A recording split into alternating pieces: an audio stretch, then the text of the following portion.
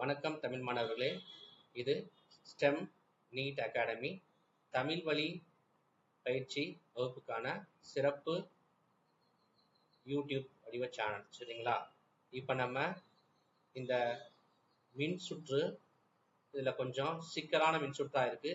இதில் நாம் என்ன கொடுத்துருக்காங்க, என்ன கண்டுபிடிக்கணுங்கிறத பார்க்கலாமா? சரி, கொடுத்துருக்க கணக்குக்குள்ள போகலாம். என்ன கொடுத்துருக்காங்க? கொடுக்கப்பட்டுள்ள மின்சுற்றில் உள்ள மின்கல அடுக்கின் வழியே பாயும் மின்னோட்டம் என்பது யாது? இப்போ இதுதான் மின்சுற்று. கொஞ்சம் சிக்கலான மின்சுற்றா இருக்கு. இது எளிமையான மின்சுற்றா இருந்துச்சுன்னா ஈஸியாக நம்ம ஓம் லாவை யூஸ் பண்ணி, ஓம் விதியை I = V = IR யூஸ் பண்ணி கண்டுபிடிச்சிடலாம். இப்போ இப்படி இருக்கனால நம்ம இது என்னன்னு பரிசோதித்து பார்த்து நம்ம அடிப்படை அறிவை ஃபிசிக்ஸில் அடிப்படை அறிவை நுட்ப அறிவை யூஸ் பண்ணி நம்ம இதை எப்படி டீகோட் பண்ணலான்னு பார்க்கலாமா? சரி, இப்போ பார்த்தீங்கன்னா இந்த சர்க்கியூட்டை நான் கவனிக்கிறேன். கவனிக்கும் போது இந்த போர்ஷனை மட்டுமே பாருங்க. ACDF லூப்பை மட்டும் பாருங்க. நீங்க என்ன படிச்சிருப்பீங்க பாருங்க, நல்லா பாருங்க, புரியும் பாருங்க. வீட்ஸ்டோன் பிரிட்ஜ் சர்க்கியூட் இருக்குல்ல, வீட்ஸ்டோன் பிரிட்ஜ் சுற்று அது மாதிரியே இல்லை. அது மாதிரி இருக்கணும்னா நம்ம என்ன விதியை இது முழுமை பெற வைக்கணும் அப்படின்னா, இதை நீங்க புரிஞ்சுக்கிறதுக்கு ஜஸ்ட் இதை நான் ரொட்டேட் பண்றேன் பாருங்க. இப்ப இதை நான் ரொட்டேட் பண்றேன். ரொட்டேட் பண்ணேன்னா இப்படி இருக்கு, சரியா? இப்ப இதை நான் என்ன பண்ண போறேன், நான் ரீட்ரான் வரைகிறேன் இந்த படத்தை. இதுதான் எப்படி இருக்குன்னா வீட்ஸ்டோன் பிரிட்ஜ் வடிவம் மாதிரி இருக்கு பாருங்க. நடுவில் ஒரு கால்வனோமீட்டர் இருக்கும். ஸோ இங்கே கனெக்ஷன் வோல்டேஜ் கனெக்ஷன் இருக்கிற மாதிரி. அப்போ இது இ, இது பி, சரிங்களா?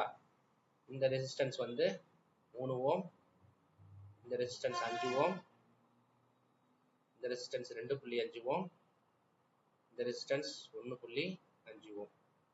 சரி, இது பி, இது கியூ, இது ஆர், இது எஸ்.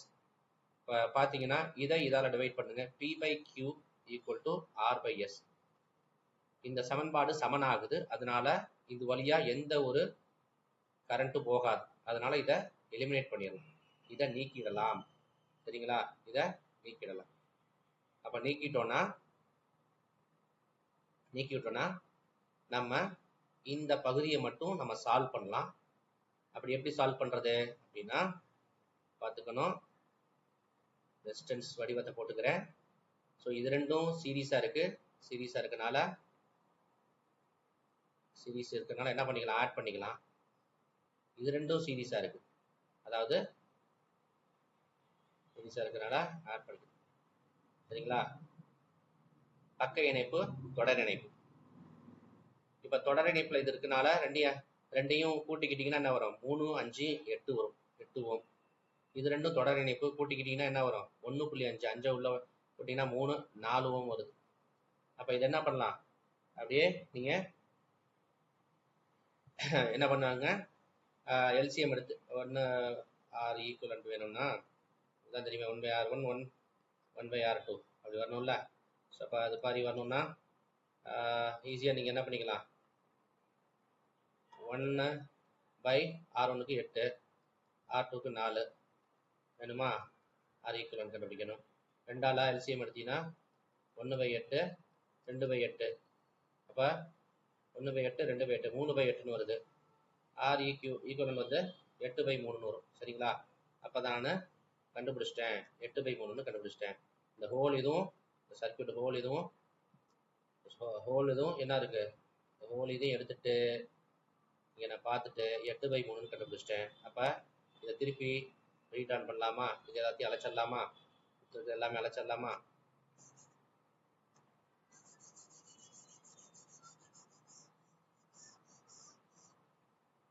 எட்டு பை 3 உங்களுக்கு தெரியும், சரிங்களா? அப்ப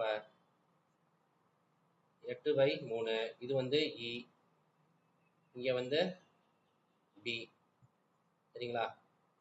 அப்ப இது 1.5, 1.5.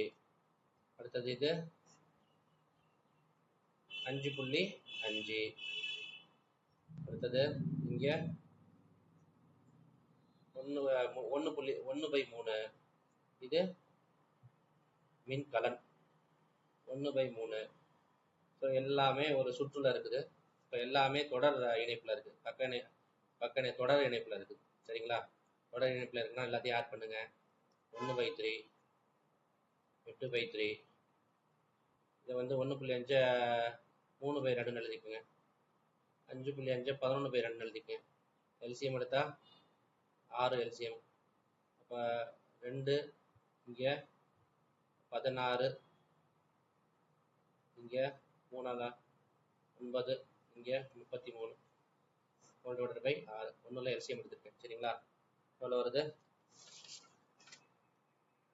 ஆட் பண்ணுங்க. 2 18, 18 9 27, 27 33 60 வருது. 60/6 வருது.